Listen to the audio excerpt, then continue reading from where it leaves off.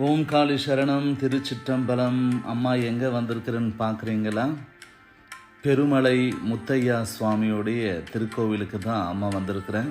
இது எங்கே இருக்குதுன்னு பார்த்தீங்கன்னா, நம்ம திருச்சி போகிற ஹைவேலிருந்து கல்லூர் அப்படின்ற ஊரில் இருந்து நம்ம லெஃப்ட் எடுத்தோமா, அந்த இடத்துல திட்டக்குடி வட்டம் அப்படின்ற இடத்துல ஒரு அழகான எழில் சூழ்ந்த பசுமையான ஒரு கிராமத்துடைய மத்தியில் தான் இந்த முத்தையா சுவாமியுடைய திருக்கோயில் இருக்குது.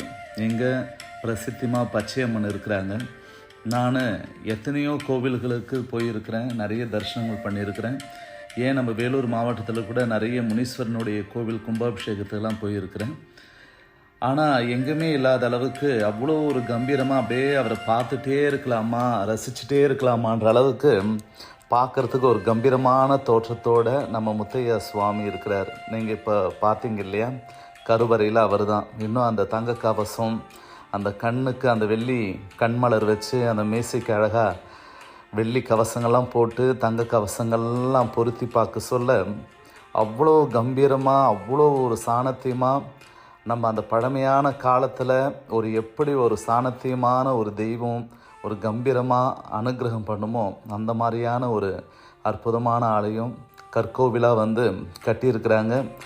நம்ம வாழப்பாடி, சேலம் இந்த பக்கத்தெல்லாம் நிறைய பக்தர்களுக்கு பல்லாயிரக்கணக்கான மக்கள்னு சொல்கிறத விட பல லட்சக்கணக்கான மக்களுடைய குலதெய்வமாக விளங்கக்கூடிய வேடியப்பர், முத்தையா சுவாமி, முனீஸ்வரன், கல்முனீஸ்வரன், பால்முனீஸ்வரன், வாமுனி, செம்முனி அப்படின்னு சொல்லக்கூடிய நிறைய குலதெய்வம் அப்படின்ட்டு வரிசையாக அவங்களுடைய கம்பீரமான தோற்றத்தை அந்த சுதை சிற்பமாக செஞ்சுருக்கிறாங்க.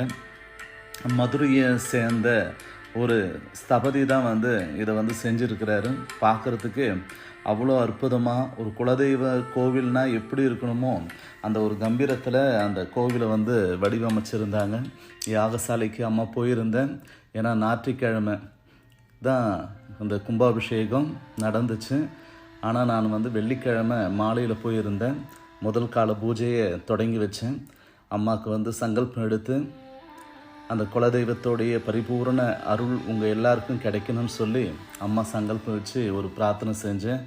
அந்த யாகசாலை மண்டபத்தை அவ்வளோ அழகாக பார்க்குறதுக்கே தங்கத்தால் இழைச்சி வச்ச மாதிரி இப்போ இருக்கிற காலத்துக்கு, நவீன காலத்துக்கும் நம்ம பழமையான காலத்துக்கும் எதையும் குறையில்லாமல் மாறாமல் அவ்வளோ ஒரு சிறப்பான முறையில் 54 யாக குண்டங்கள் போட்டு அழகாக சிவாச்சாரியர்கள் வேத மந்திரங்களை சொல்லி அந்த முத்தையா சுவாமிக்கும்